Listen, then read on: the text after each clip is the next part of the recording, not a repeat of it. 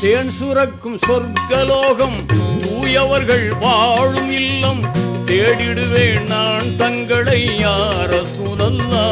உங்கள் தேனிதழால் அழைக்க வேண்டும் யார சூழல்லா தேனிதழால் அழைக்க வேண்டும் யார சூழல்லா